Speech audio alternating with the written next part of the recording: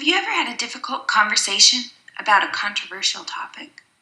During this age of social media, we often find ourselves in heated discussions about current events. This is a quick lesson on civil discourse and how to avoid logical fallacies during an argument. Online anonymity makes it easy to forget the rules of debate and civil discourse, and it is common to find shockingly rude and illogical remarks in any online discussion. Civil discourse is our ability to have conversation about topics about which we disagree, and our ability to listen to each other's perspectives, according to Diane Rehm, NPR journalist. She comments further, civil dialogue and civil discourse begin at home. Fallacies are defined as mistakes in belief based on unsound arguments. It is important when sharing ideas that we critically evaluate our own beliefs and avoid logical fallacies. We should strive for credibility and dispassionate objectivity. This means that we need to avoid fallacies and weak arguments. We should use critical thinking, credible sources, and solid research.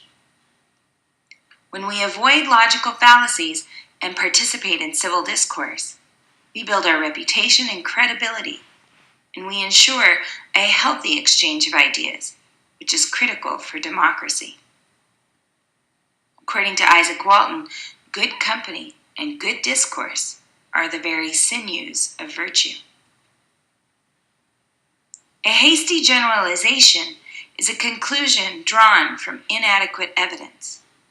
A person who draws a hasty conclusion will not acknowledge contrasting information or provide adequate examples and evidence to support their argument. Drawing a conclusion based on a small sample size is also called the lonely fact fallacy, or an overgeneralization. Begging the question tries to offer proof by simply using another version of the argument itself.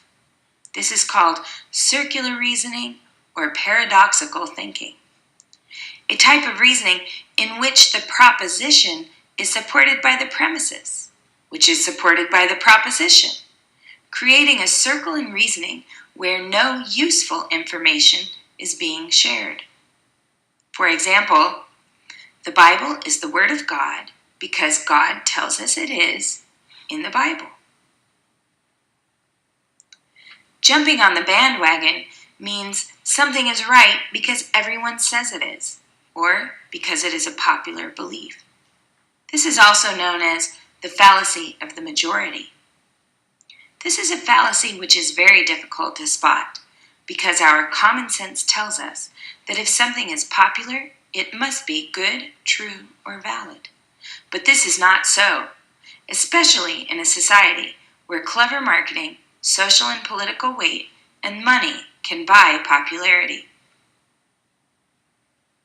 The straw man fallacy, or distorting an argument by exaggeration and then showing why the exaggerated form of the argument isn't valid, is another way of substituting a person's actual position or argument with a distorted, exaggerated, or misrepresented version of the position.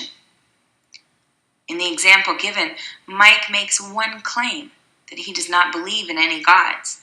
The listener, Zebedee, draws several unrelated and exaggerated conclusions from Mike's one claim.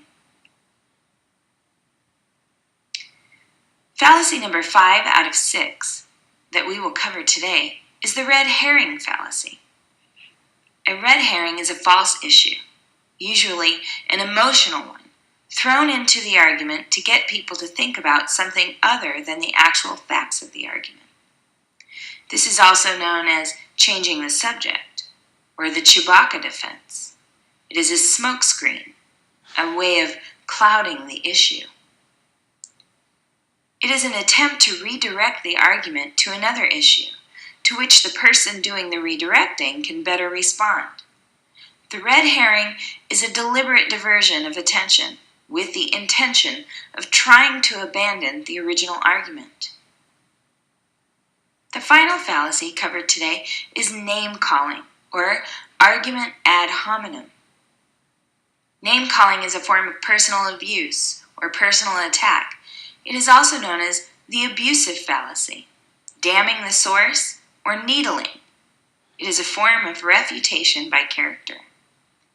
Name-calling or attacking a person does not provide authoritative argument. Although your spelling and grammar do not affect your logic, they do add to or detract from your credibility. Your tone and intentions are important as well.